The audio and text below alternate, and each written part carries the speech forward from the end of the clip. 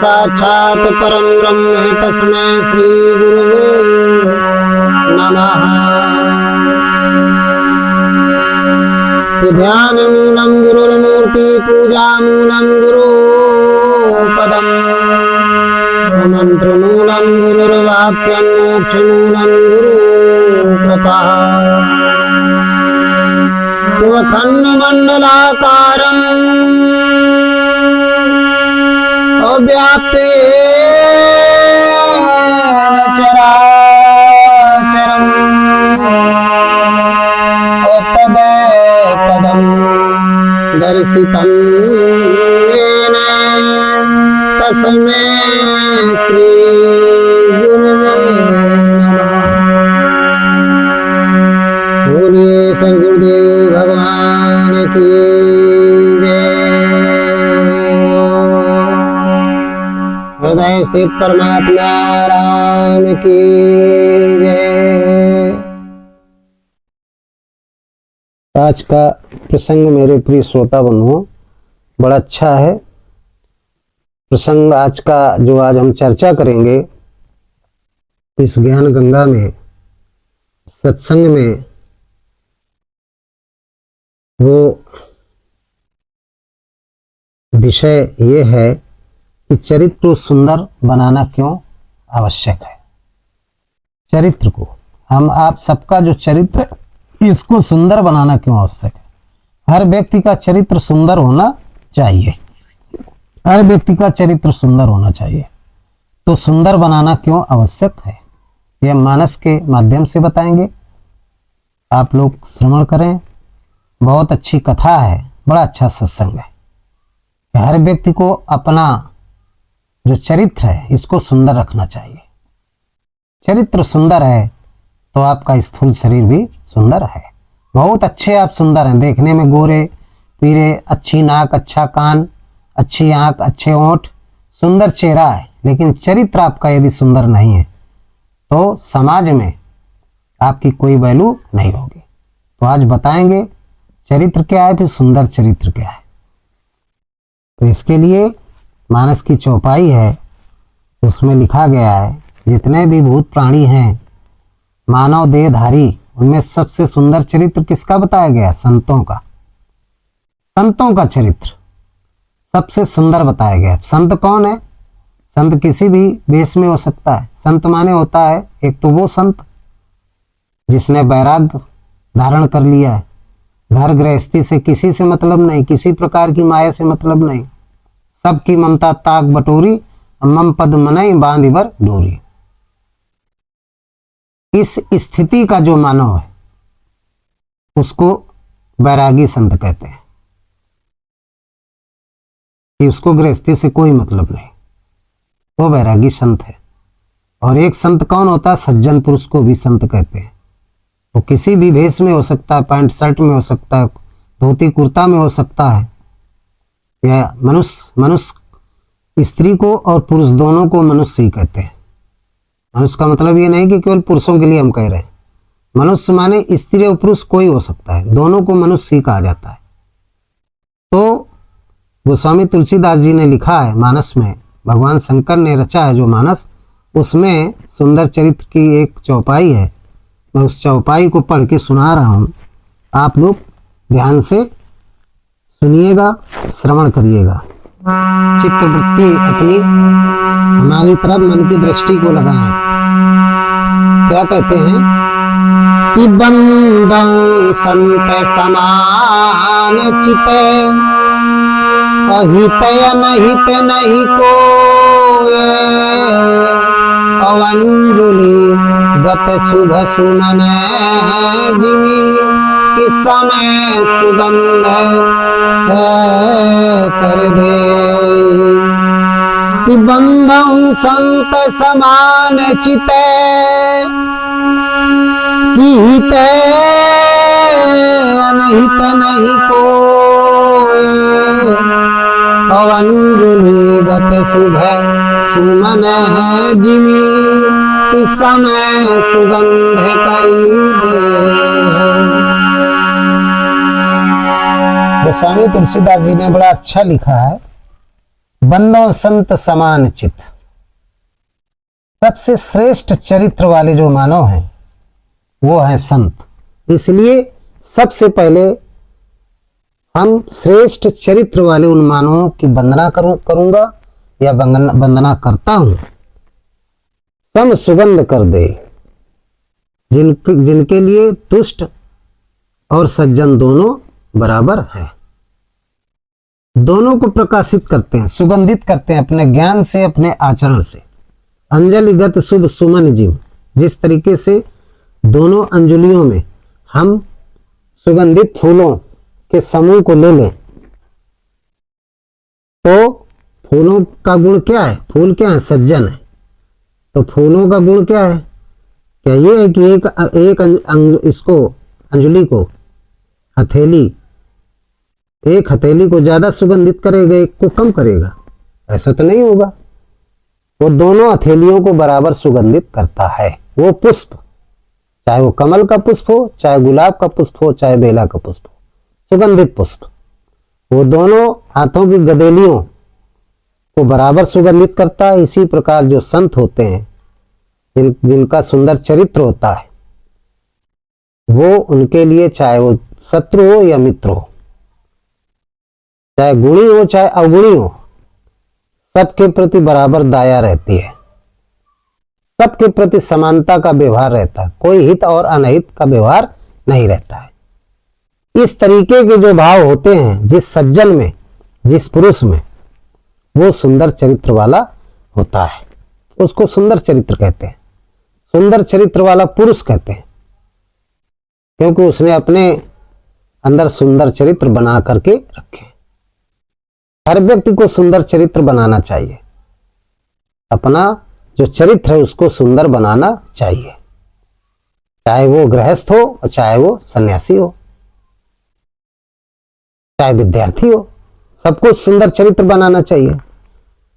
कैसा? जैसे साधुओं का चरित्र है, समदर्शी व्यवहार होना चाहिए। पच्छा पच्छी के कारण सब जग रहा बुलान, पच्छा पच्छी नहीं होना चाहिए, संत कबीर ने कहा है। तो सुंदर चरित्र वाला नहीं, जिसके अंदर पच्छा पच्छी है वो सुंदर भेदभाव है, द्वैतवादी नहीं होना चाहिए, अद्वैतवादी होना चाहिए। तो चरित्र को सुंदर बनाने से आत्मिक सुख और शांति भी मिलती है। आपका चरित्र यदि सुंदर है तो बाहर के लोगों को तो बाद में, लेकिन स्वयं को आत्मिक सुख प्राप्त होगा और आपको आत्मिक शाश्वत शांति भी मिलेगी। अच्छा चरित्र मनुष्य को बाहरी सुख जो सुविधाएं हैं वो तो देता ही देता है, लेकिन मन के अंदर जो दुख है वो सब नष्ट हो जाते हैं। मन को पवित्र करता है, मन को पवित्र करते हुए आंतरिक सुख वह परम शांति प्रदान करता है ये सुंदर चरित्र। यदि आपके पास, आपके अंदर सुंदर चरित्र है तो आपकी आत्मा निर्मल रहेगी, पवित्र रहेगी और आपको शाश्वत शांति प्राप्त होगी। और सुंदर चरित्र नहीं है तो फिर आपको शाश्वत शांति नहीं मिलेगी। गंदा चरित्र, आप लोगों को गाली देंगे, गाली गलौज करेंगे, आसक्ति रहेगी, ये धन मिल जाए, ये चीज मिल जाए, तो ऐसा चरित्र वाला व्यक्ति वो कामी चरित्र वाला होता है, सुंदर चरित्र वाला नहीं होता। संत की तरीके हो जाइए, बैरागी हो जाइए, राग रहित हो जाइए। जब राग रहित ये शरीर हो जाता है तब उसके अंदर सुंदर चरित्र होते हैं, वो सुंदर चरित्र वाला व्यक्ति हो जाता है।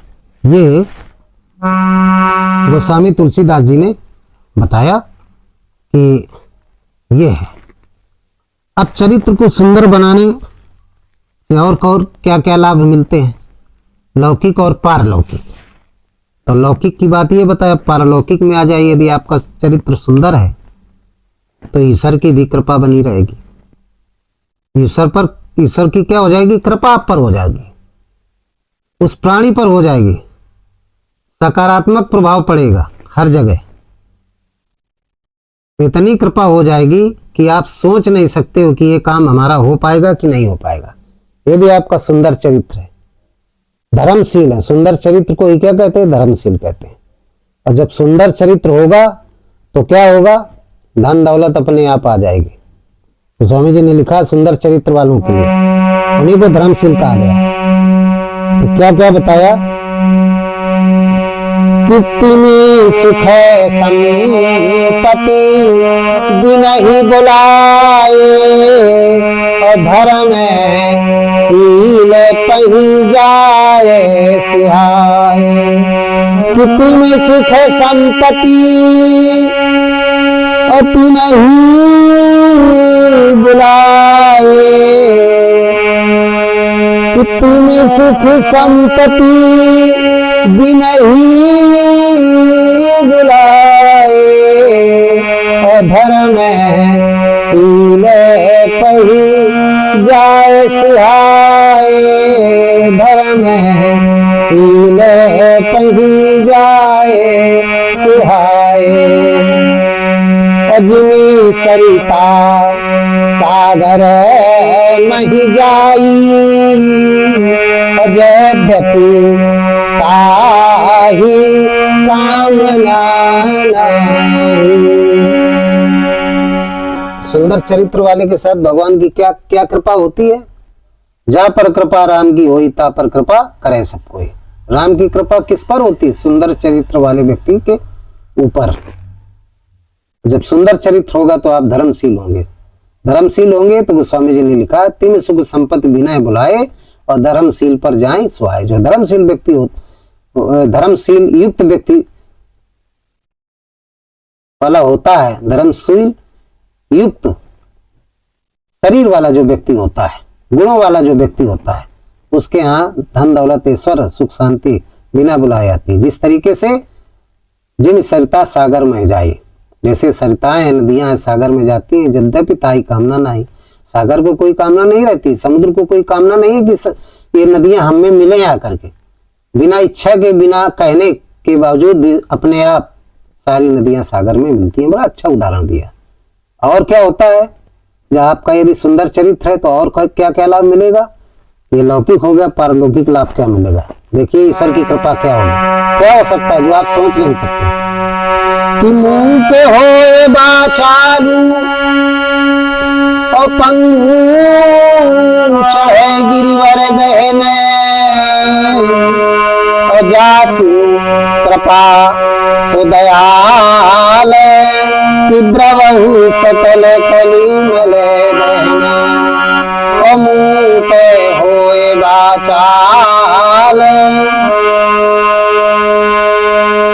मुंह पे होए बाचाल कि पंगु चढ़े गिरिवर दहने, जासु कृपा सुदयाल द्रवं सकल कलिमल दहने। मुंह को होए बाचाल, जो गूंगा होता है। यदि आपका सुंदर चरित्र है, आप धर्मशील हैं, तो ईश्वर की इतनी कृपा हो जाएगी कि आप गूंगे हैं तो आप बोलने लगेंगे। पंग चढ़े गिरिवर गए, आप यदि लंगड़े हैं तो इतनी शक्ति आ जाएगी कि आप पहाड़ पर भी चढ़ सकते हैं। जास कृपा सो दयाल, इतनी कृपा हो जाएगी उस दयाल की, उस दीनानाथ की, उस आत्माराम की कि द्रवहु सकल कलिमल दैन। जितने भी कलिमल हैं, क्लेश आपके अंतःकरण में, वो सब द्रव की तरीके, पानी की तरीके सब बह जाएंगे, सब नष्ट हो जाएंगे, सब कुछ नष्ट हो जाएगा। अच्छा चरित्र वाला जो व्यक्ति होता है उसका कोई शत्रु मित्र नहीं रह जाता, दोनों पर समान भाव रखता है, इसलिए वो सबके लिए हितकारी होता है। इसलिए अपने चरित्र को सुंदर बनाना सीखें। सुंदर बनाना बहुत आवश्यक है। यदि सुंदर बनाएंगे तो सारी चीजें, ईश्वर की जितनी अष्ट सिद्धि नवनिधि और 6 ऐश्वर्य हैं, सब कुछ आपको प्राप्त हो जाएगा। तो स्वामी तुलसीदास जी ने और भी लिखा है, देखिए सुंदर चरित्र वालों के लिए कितना अच्छा लिखा है। कहते हैं यदि आपका सुंदर चरित्र है, चरित्र कब सुंदर होगा? जब आपके सुंदर कर्म होंगे। सुंदर कर्म रूपी चरित्र अच्छा होना बहुत जरूरी है। सुंदर कर्म, और कर्म सभी इंद्रियों से किए जाते हैं, हाथ से भी, पैर से भी, आंख से भी, नाक से। तो अब गूढ़ बात, गीता की बात बताने लगे, गूढ़ रहस्य बताने लगे गोस्वामी जी कि सुंदर चरित्र क्या है, उसकी परिभाषा बताने लगे कि कर्म रूपी सुंदर चरित्र होना चाहिए। फिर देखिए क्या मिलता है। कहते हैं कि तुलसी का या खेत है ओ मनसा भयो किसान, अपाप पुण्य दो बीज हैं, तिबुए सुलुने निदान, पाप पुण्य दो बीज हैं, तिलुए सुलुने निदान। कि तुलसी काया खेत है, मनसा भयो किसान, अपाप पुण्य दो बीज हैं, तिबुए सुलुने निदान, पाप पुण्य दो बीज हैं, तिलुए।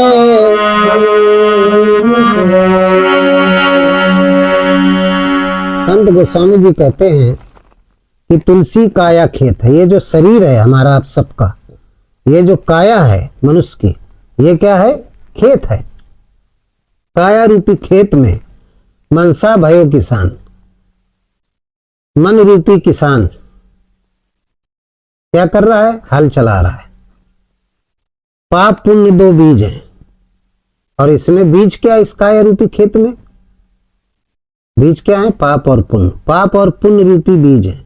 भुए सुलुने निदान। कहते हैं कि जैसा आप फल बोएंगे, यदि आप पाप का बीज बोएंगे तो पाप काटेंगे, यदि आप पुण्य का बीज बोएंगे तो आप पुण्य काटेंगे। यदि आप धर्मात्मा हैं, सुंदर चरित्र वाले हैं, तो पुण्य का बीज बोएंगे। यदि आप सुंदर चरित्र वाले नहीं हैं, गंदे चरित्र वाले हैं, तो पाप का बीज बोएंगे इस खेत में। और इस खेत का किसान कौन है? मन है। वो फसल को काटता है।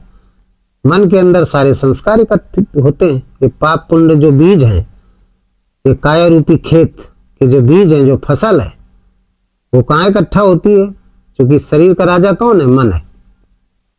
तो राजा के पास जाती है फसल। तो यदि पाप रूपी बीज बो रहे हैं तो पाप रूपी खेती तैयार होगी, फसल तैयार होगी। पुण्य रूपी बीज बो रहे हैं तो पुण्य रूपी खेती तैयार होगी। तो इस तरीके से वैसा जैसा करोगे, जैसा कर्म करोगे, वैसा फल पाओगे। लिखा है जैसा कर्म करेगा वैसा फल पाएगा। भगवान ये है गीता का ज्ञान।